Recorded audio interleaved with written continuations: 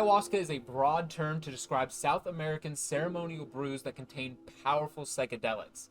The history of its consumption for ritual and spiritual purposes dates back thousands of years and may very well be the longest standing tradition of humans taking psychedelics. In this video, I want to go over its history, some chemistry, and why I personally will never be taking an ayahuasca retreat. So Spanish and Portuguese explorers mention ayahuasca back in the 16th century, but they describe it as a diabolical brew, and as we know, are going to then murder all of the participants of these rituals. So it's not going to be until the early 1950s when ethnobotanist Richard Evans Schultz begins studying the ceremonies of indigenous Amazonian tribes, actually living with them, learning their languages, and nearly dying on several occasions from malaria, starvation, or drowning. Thanks to his work, we now understand the components of such potent psychedelic brews, these being a combination of Banisteriopsis caapi, Cacruna, and Kalipanga,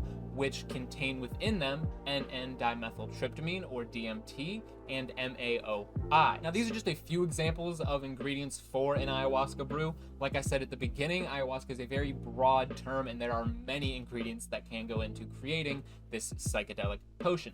But what's important is that you need an MAOI, like that which comes from the bee caapi vine, because DMT on its own is not active when ingested. It's the MAOI that allows it to be absorbed through the stomach.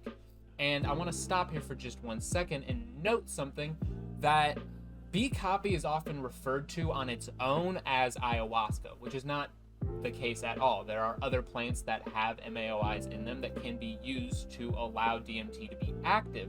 So it is the combination of these ingredients that creates ayahuasca. It is no one ingredient on its own, which I think is very interesting, because how do these indigenous Amazonian tribes know that an MAOI is necessary to make DMT orally active? Well, if you ask them, the plants told them, or specifically the plant spirits gave them the instructions on how to create ayahuasca. Now, people in the West really don't like this idea that plants can talk, let alone give instructions on how to create a highly potent psychedelic brew, and oftentimes chalk it up to blind luck or just coincidence that this was discovered.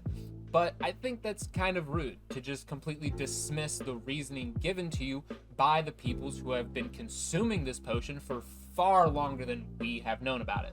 So I'm inclined to believe that. Which brings me to my last point. Ayahuasca retreats have become very popular in recent years, with people taking trips to the Amazon or Puerto Rico in some cases, and being guided by a shaman through a true to form ayahuasca ritual, romanticizing the idea of being in the jungle, guided by a wise indigenous elder through this experience, then coming back home and talking about the experience on the internet and telling all of their friends to go do it.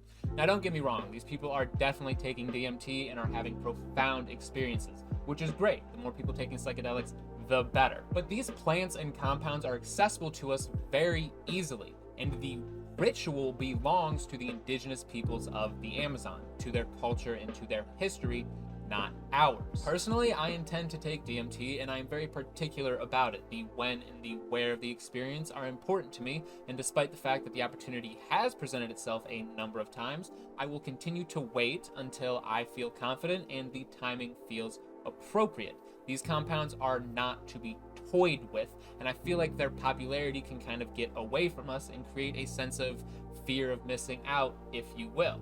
But you need to remember that your time will come. These compounds have been around for a very long time, and definitely longer than humans have even been around. So there is absolutely no rush. That is all I have for you today. I hope you learned something, and if you enjoyed, you know what to do. I will see you in the next one. Peace.